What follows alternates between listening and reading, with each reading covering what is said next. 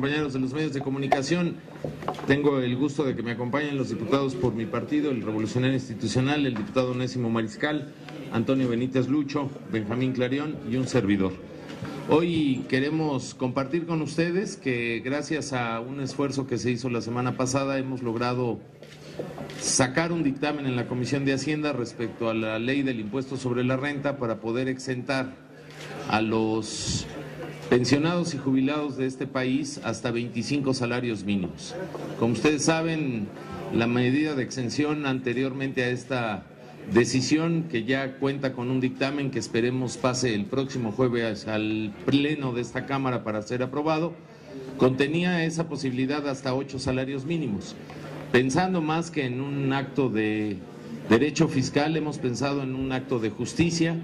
Creemos que es muy importante que los adultos mayores, que son los pensionados y los jubilados, tengan un beneficio más directo sobre el pago del impuesto sobre la renta hasta 25 salarios mínimos para quedar exentos.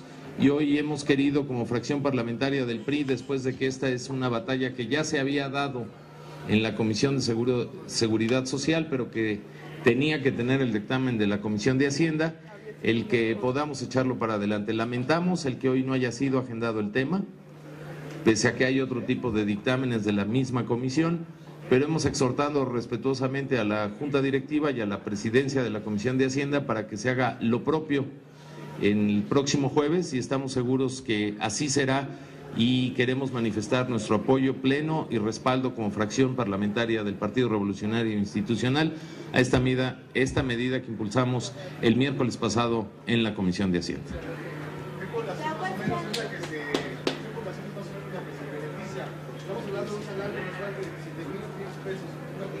No, estamos hablando de que los salarios que se exentan es hasta 25 salarios mínimos.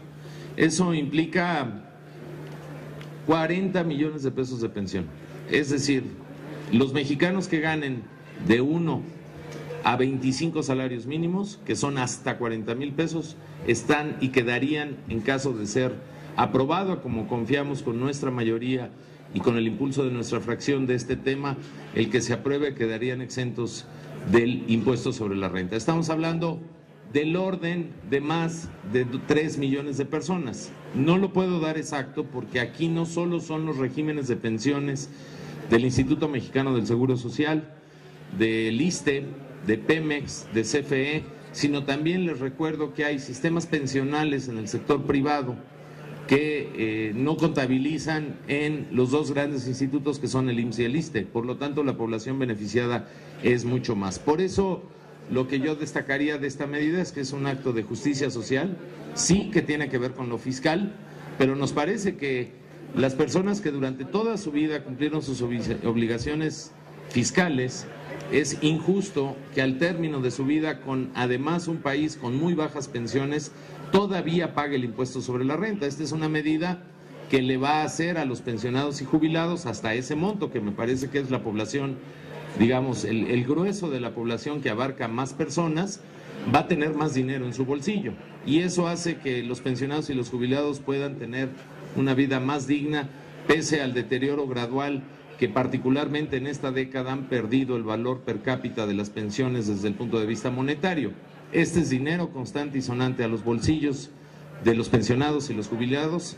El PRI manifiesta que es un acto de justicia social, e invitamos que, pese al voto en contra que dio el PAN en la Comisión de Hacienda, reflexione sobre una medida de equidad y justicia social, y ojalá la sensibilidad que les hizo aplaudir, por ejemplo, otras medidas fiscales que por la libre el presidente de la República ha tomado, hoy tengan congruencia entre lo que dicen y lo que hacen, y acompañen este dictamen votándolo a favor el próximo jueves.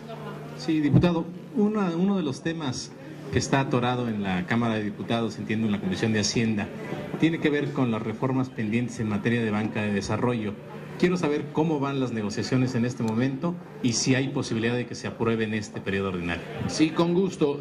Ustedes saben que el Partido Revolucionario Institucional, en todas sus agendas legislativas de los 3 periodos que lleva esta legislatura de carácter ordinario, ha puesto en primer lugar el impulsar la reforma integral a la banca de desarrollo como uno de los 3 pilares de lo que realmente es una reforma hacendaria.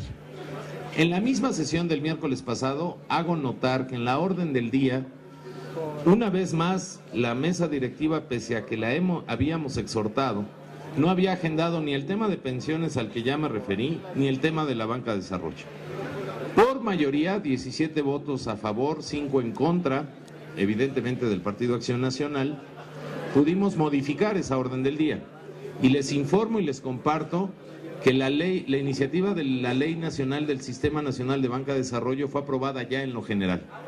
La discusión, y ese fue el acuerdo de la comisión mayoritariamente, continuará la discusión en lo particular este próximo miércoles, por lo que nosotros confiamos, es un compromiso del priismo con el pueblo de México, el que en este periodo podamos tener una iniciativa terminada que modificaría la minuta que nos mandó el Senado en ese tema y podríamos estar regresando al Senado en este mismo periodo para que con lo que hemos dialogado con el Senado de la República, particularmente con nuestra fracción parlamentaria, podamos este año tener una ley que rompa el paradigma de una banca de desarrollo inoperante, de un país que no recibe ni siquiera el 30% del financiamiento que cualquier economía de un país que aspira a el desarrollo está obteniendo comparados con España, Chile, Brasil, Estados Unidos, Francia, y que podamos tener uno de los 3 brazos de la reforma hacendaria para continuar en una discusión fiscal y presupuestal este mismo año de lo que yo afirmo es la reforma más urgente que necesita México, que es una reforma hacendaria integral. ¿Y por qué es la más urgente? Pues porque cualquier otra reforma energética, laboral, de Estado, electoral, municipal, etcétera, necesita de dinero. Y lo cierto es que este país no tiene suficientemente el dinero para desarrollarse y obtener los empleos que se necesitan. Nosotros, a diferencia de Hacienda, estamos impulsando una iniciativa de banca de desarrollo que está pensando en generar empleos en la micro, pequeña y mediana empresa. Me queda claro que a lo mejor Hacienda lo que está cuidando es el negocio bancario privado. Nosotros somos representantes del país y queremos que el México de hoy tenga canales de financiamiento abierto, baratos, accesibles y posibles para la micro, pequeña y mediana empresa, que es donde está el grueso del empleo nacional. ¿Todo debo entender entonces que el PAN está obstaculizando esta reforma? La ha obstaculizado desde que llegamos. Pero no solo el PAN, quien ha generado un dique de obstaculización, incluso un vacío informativo, un desprestigio a través de correos electrónicos que no tiene nada que ver con la iniciativa que presentamos, ha sido la Secretaría de Hacienda, lo digo con todas sus letras. Hemos estado dispuestos en más de un año a debatir el tema, confrontar ideas, y es fecha que los señores no tienen el espacio para que lo podamos hacer. Por eso el miércoles pasado, y mis compañeros aquí presentes me acompañaron en ese esfuerzo, pues modificamos la orden del día, pusimos, se votó conforme al reglamento, ya se aprobó en lo general y estamos decididos a que en este periodo haya una nueva ley de banca de desarrollo que rompa el paradigma y que piense en lo más importante, generar empleo, asistir técnicamente a la micro, pequeña y mediana empresa, al pequeño agricultor, al pequeño campesino que no tienen brazos financieros y promover el crédito para que este país crezca de mejor manera. Ese es el interés de la iniciativa nuestra. Si el interés de Hacienda es otro, pues ojalá lo diga, pero en los hechos hoy tenemos una banca de desarrollo que no da crédito, que está dando factorajes más caro que lo da la banca privada y que lo está dando a los grandes grupos empresariales. Nosotros no tenemos nada contra los grupos empresariales grandes, les deseamos que les vaya muy bien, pero por su propia fortaleza económica tienen canales de financiamiento abiertos en el sector privado que la micro, pequeña y mediana empresa, los comerciantes, los agricultores, el pequeño exportador hoy no está teniendo. Si les duele eso, lo lamentamos. Nosotros estamos decididos a ir a un debate inteligente que hemos promovido con esta iniciativa y abriendo el espacio aprobado en lo general, y confiamos que en las próximas semanas tengamos un dictamen terminado y votado que en minuta se pueda ir al Senado para buscar el respaldo de nuestra colegisladora, con todo respeto. Diputados, buenos días. Yo quisiera saber cómo van las pláticas con senadores del PRI sobre la reforma que ellos proponen en materia hacendaria. Y por otro lado, si sería posible, a pesar de los tiempos políticos, aprobarla en este año o cualquier otra propuesta en acuerdo con otros partidos políticos. Y finalmente, ¿qué opinan de que el crecimiento económico del país será superior al 5% de acuerdo a lo que dijo Calderón? Mira, te agradezco mucho la pregunta, te voy a contestar como secretario de la Comisión de Hacienda y como priista. Yo creo que cualquier esfuerzo de iniciativa en materia fiscal debe de ser bienvenido. Yo creo que en materia fiscal nadie tiene la brújula completa, es imposible. Los que saben de este tema entendemos que es una materia muy compleja. Finalmente, además, es un tema poco popular y es incluso muy difícil de abordar. La iniciativa del Senado de la República, que fue presentada hace algunas semanas, me parece que aporta elementos valiosos a una discusión que tiene que ser incluso más amplia, porque la visión del Senado al día de hoy aborda el tema fiscal. Una reforma hacendaria integral se complementa con una reforma de fondo al tema de financiamiento público que tiene que ver con la banca de desarrollo fundamentalmente. Y se complementa con otro tema que es facultad, por cierto, exclusiva de la Cámara de Diputados, que es el tema de presupuesto. Subejercicios, estacionalidad de gasto, transparencia en el ejercicio del gasto. Yo creo que la aportación del Senado es correcta, es bienvenida y debe de ser parte de un análisis integral que viene a abonar a un debate correcto. Aquellos que no quieren nada han enterrado y puesto en el ambiente que hay una división de opiniones, y yo lo digo con toda claridad, sí hay división de opiniones, es un tema muy complejo, pero eso no quiere decir que estamos desacreditando nada.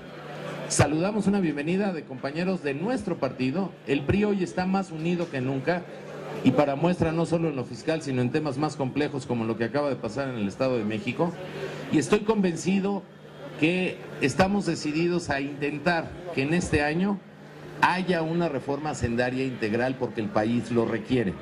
Quien quiera gobernar el 2012 tiene que pensar en que la insuficiencia de recursos ha paralizado el crecimiento. Ahora, las cifras de crecimiento del presidente tienen poco que ver con lo que está ocurriendo en la economía. Lo que pasa es que los guardados en la economía de 4 años de fracaso económico han sido verdaderamente exorbitantes. Hoy el precio del petróleo es algo que nadie previó. Hoy la crisis energética a partir de Japón y del norte de África está cambiando el eje de discusión económica en el mundo. Ojalá esa discusión del crecimiento económico venga acompañada de cifras reales y no tramposas de los guardaditos de los subejercicios de varios años, porque me parecería una verdadera grosería al pueblo de México el haber manipulado el gasto en los últimos 4 años con guardados para ahora en la recta hacia sus elecciones que no saben cómo ganar, traten de generar la imagen de que es el éxito económico del mandato de Calderón. El éxito del mandato de Felipe Calderón no le alcanza de aquí al 2012 para poder borrar o incluso disminuir la gran catástrofe de una década perdida de desaciertos y de desencuentros en materia económica. Oiga, diputado, pero entonces, ¿cuál es la idea que tiene Calderón? Porque finalmente también nos está tratando de vender esta posición de que los mexicanos estamos mejor porque muchos tienen televisión, refrigerador. ¿Ustedes temen realmente que esos excedentes se vayan a invertir este año? Yo no gastaría mucho mi tiempo en entenderle a la idea de Calderón.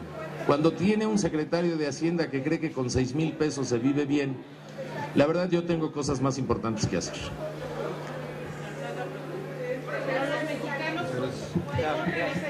Yo creo que no, yo creo que los mexicanos están viviendo una realidad muy diferente a los refrigeradores, a las televisiones, a este avatar por decreto de la pobreza, a vivir con 6,000 pesos, a no querer quitar el impuesto sobre la renta en pensiones. Perdónenme, los hechos hablan por sí mismos, no quiero ser grosero. Me parece que hay una década perdida en este país y este país está sumido en la miseria y en la inseguridad por el fracaso de una década de desaciertos económicos. Ese es el tema de la economía de Calderón. Si él le entiende, ojalá los mexicanos un día le entendamos. Porque nos guste o no, pues lamentablemente es nuestro presidente. Yo creo que México necesita romper el paradigma y tiene que poner en el eje de la discusión el empleo de los mexicanos, que es en lo último que está pensando, por cierto, el que se autoproclamó el presidente del empleo. Gracias. Yo nada más quisiera complementar lo que dijo nuestro amigo el señor diputado Penchina. El ISR abarca también a las Fuerzas Armadas y a los sistemas pensionarios de los estados de la República. De ahí la importancia de